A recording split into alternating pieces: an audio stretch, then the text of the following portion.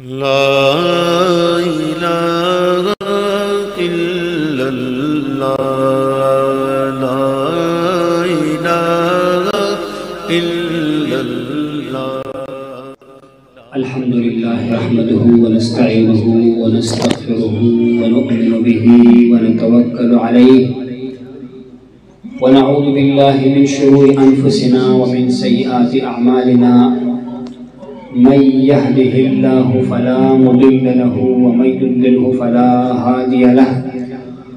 ونشهد أن لا إله إلا الله وحده لا شريك له.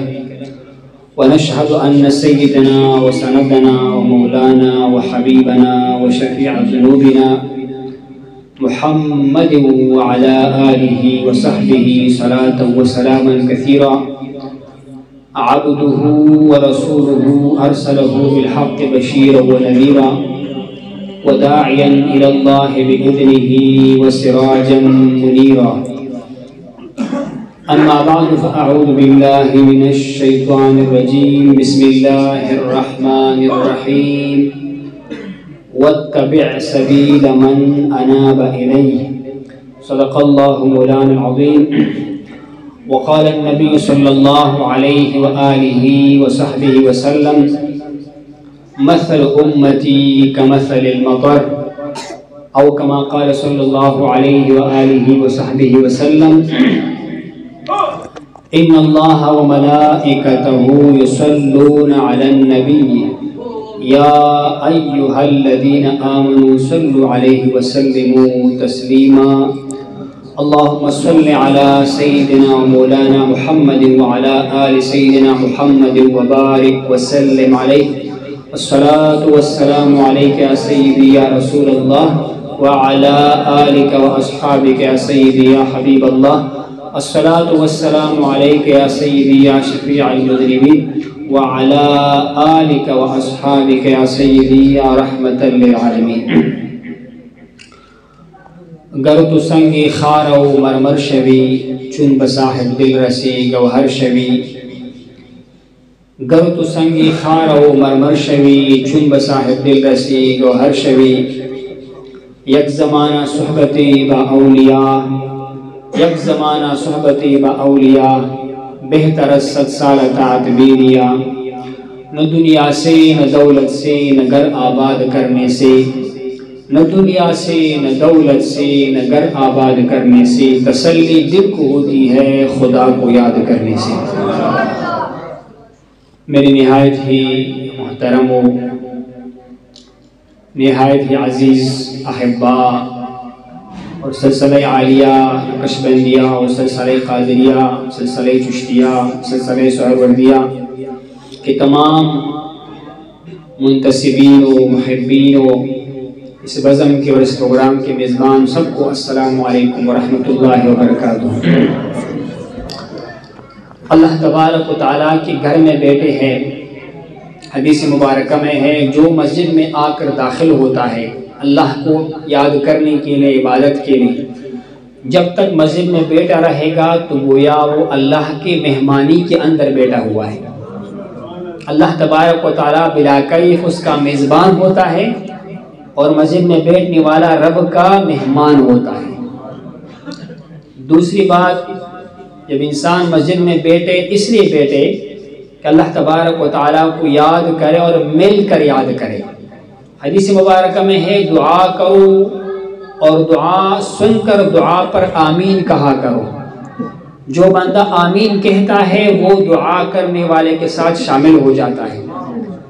تو طریقہ یہ ہے کہ صحابہ کرام اور تابعین اور تبع تابعین کے بعد عام لوگ کیا کرتے تھے کہ ہمیں تو ذکر کرنے کا صحیح طریقہ نہیں آتا, چلتے ہیں اللہ کے دوستوں کے ساتھ بیٹھتے ہیں. صحابہ کرام کا طریقہ کیا ہوتا تھا؟ ایک دوسرے کو کہتے تھے کہ آؤ ہمارے ساتھ بیٹھو, اپنے ایمان کو تازہ کرتے ہیں. کس طرح تازہ کرتے ہیں؟ اللہ کے گھر میں بیٹھتے ہیں, تھوڑی دیر کے لیے بیوی کو بچوں کو بازار کو بھول جاتے ہیں اور اس رب کو یاد کرتے ہیں جس رب نے ہمیں پیدا کیا اور ہم نے اسی کی طرف لوٹ کر جانا ہے.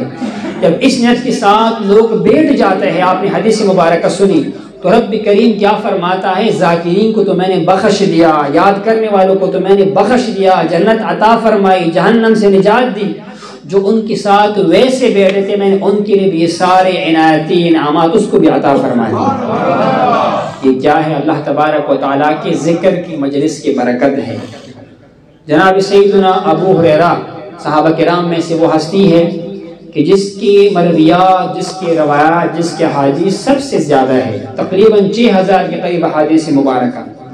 وہ مبارک ارشاد فرماتے ہیں کہ جب آسمان کے فرشتے زمین کی طرف دیکھتے ہیں اور زمین میں کسی بھی مقام پر اللہ تبارک و تعالیٰ کا ذکر ہو رہا ہو، اللہ کی یاد کی مجلس ہو، اللہ کی یاد کے محفل ہو، تو فرشتوں کو وہ مقام، وہ جگہ، وہ مکان، وہ مسجد ایسے نظر آتا ہے جس طرح زمین والوں کو رات کے اندھیرے میں آسمان میں تارے چمکتے ہوئے نظر آتے ہیں۔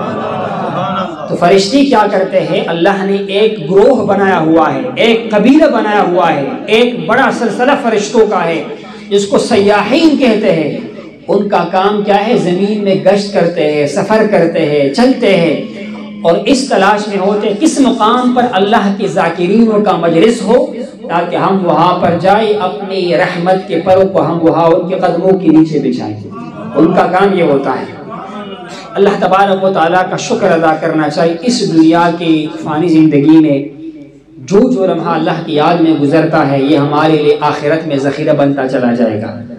اللہ کے دوستوں کا نام کیوں ہمارے دلوں پر ثبت ہوتا ہے؟ وجہ کیا ہے؟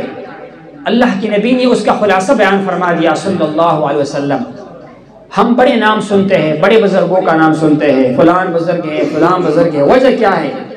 اتنے 100 سال پہلے گزرے ہیں، 1000 سال، 1200 سال، 900 سال، لیکن زبان پر آج بھی ان کا نام ہے، تذکرہ ہے۔ وجہ کیا ہے؟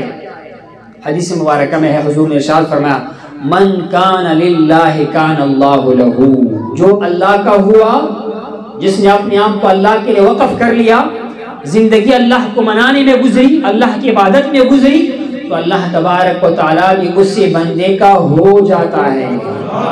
اللہ تبارک و تعالیٰ کیا فرماتا ہے؟ انا جلیس من ذکرنی، جو مجھے یاد کرتا ہے میں ان کا ہم نشین بن جاتا ہوں۔ اب اللہ تبارک و تعالیٰ تو مکان سے پاک ہے، اللہ کے لیے مکان ثابت کرنا یہ جائز نہیں ہے۔ اللہ مکان سے پاک ہے، زمان سے پاک ہے، جہت سے پاک ہے، بلا کیف یہ وہ قرب علمی ہے، اللہ کا معیت ہے، اللہ کا بلا کیف قربت ہے، کرامت انسان کے ساتھ کہ اللہ تبارک و تعالیٰ 2 بندے ہیں، ایک بلال ہے حبش کا اور ایک ابو جہل ہے مکہ کا قریشی ہے۔ لیکن ابو جہل نے کیا کیا؟ اس نے اللہ والوں سے منہ پھیر دیا، وَمَنْ أَعْرَضَ عَنْ ذِكْرِي فَإِنَّ لَهُ مَعِيشَةً ضَنْكًا، وہ خسرہ ہو گیا، نقصان میں ہو گیا۔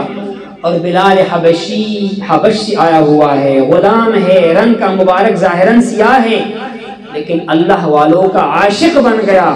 حضور نے کیا بشارت سنائی؟ بلال نے جنت میں گیا معراج کے رات اور میں نے جنت میں تیرے قدموں کے آہٹ کو سن لیا۔ یہ فرق ہوتا ہے اللہ والوں کا اور جو اللہ سے منہ کو موڑ دیتا ہے۔ یہی وجہ ہے کہ ہم ذاکرین کا تذکرہ، اللہ کے دوستوں کا تذکرہ کرتے ہیں۔ لا الہ